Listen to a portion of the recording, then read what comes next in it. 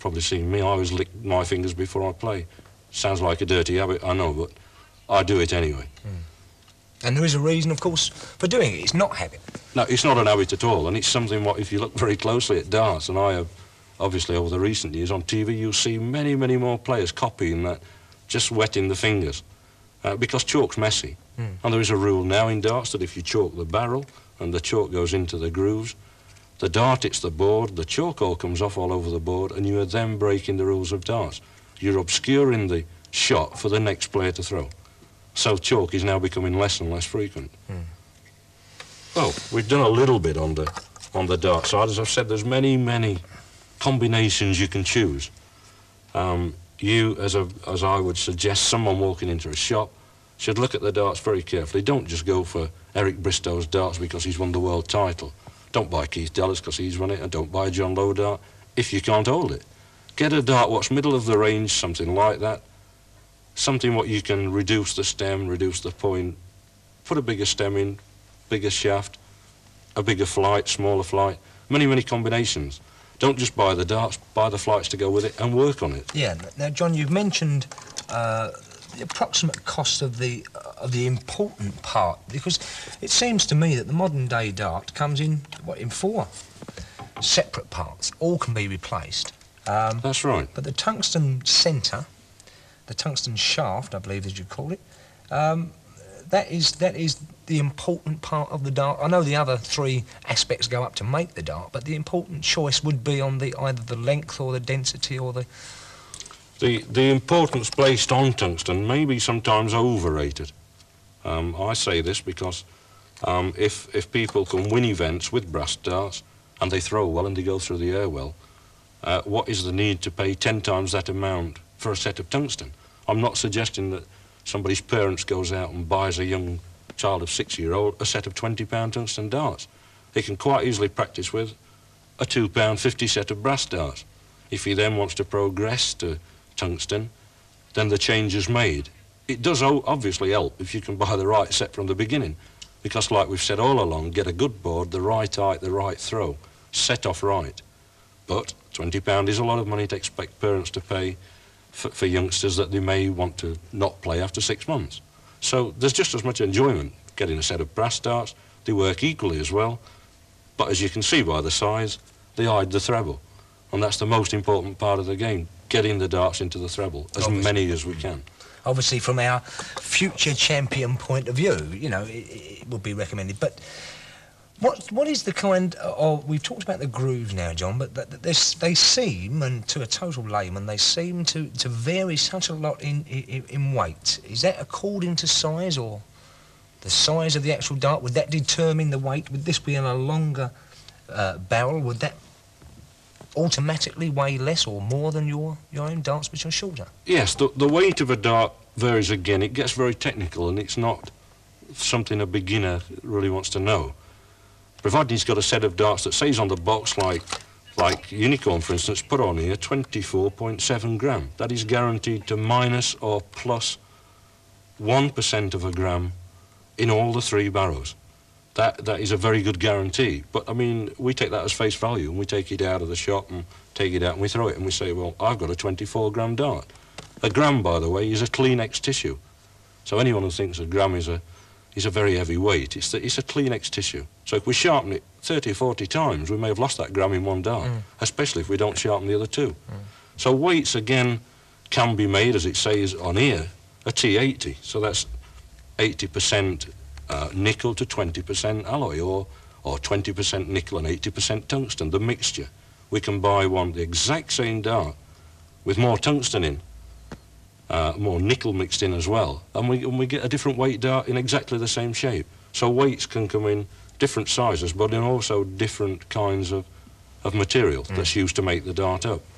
One thing I would like to show to you, and it's a little prized possession, what's been sent to me from someone very, very old that's passed this down, and that is to illustrate the modern day dart of today, like we've got here, or my own dart, and then darts of 50, 60 and 70 years ago. People say, as the game changed, look at your dart. It's just a dart, and it's got a fancy stem where it comes out of the side.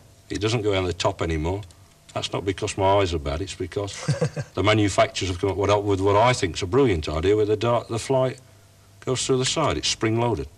It moves out of the way of the next dart coming into the board, and it still goes back to its own shape.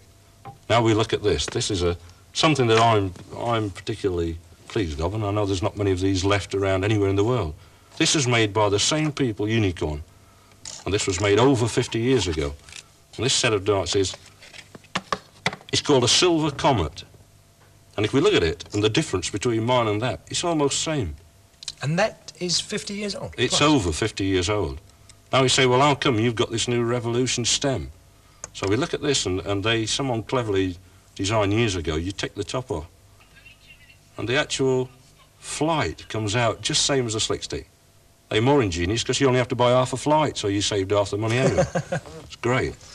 And really, if you look at that, and that is going back 50, 60, 70 years, there's not a lot of difference between those two darts. And the performance thrown at the board wouldn't be all that much different either, except that mine is a thinner and it's a shorter barrel.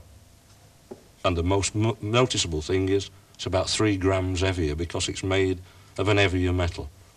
But it just shows that darts maybe has gone full circle.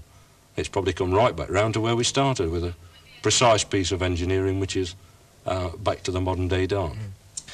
John, so that's a really truly amazing example of a dart that has, as you said, gone in a full circle, but we're talking about the average player, like myself, the average dart, which you've already described as being around about 24 grams, the medium of the range of a dart, which is, if you're receiving a dart as a present, this would be a good range and an average medium range to start off with.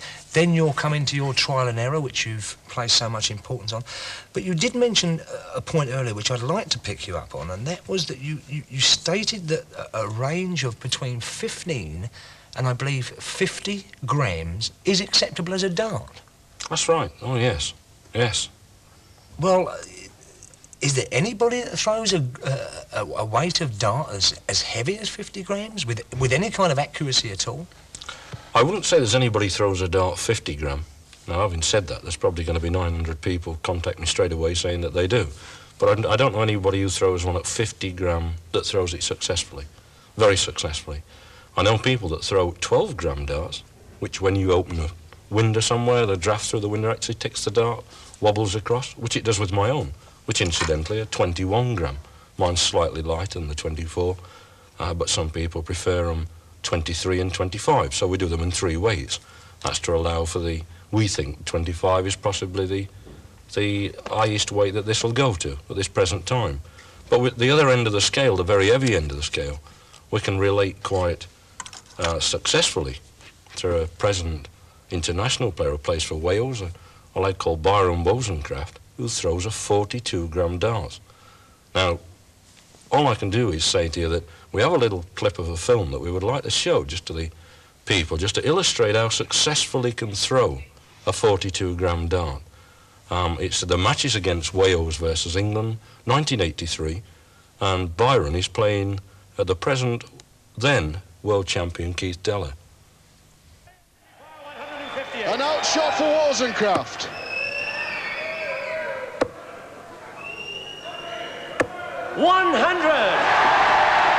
England requires 60. Looking at 20, double topped. Double topped. Double 10. 50. Cheers from the crowd. 58. Wozencraft 18 double top to go ahead. Double top. Double 10.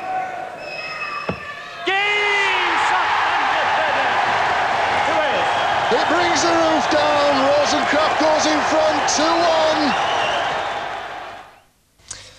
Well, as you said, John, we've seen an example there of a man, an international, Byron Wozencraft, actually throwing darts with a very, very great deal of accuracy with a 40-plus gram dart. But taking that clip of film as well, I mean, we're talking about darts. Darts is the theme of this particular moment.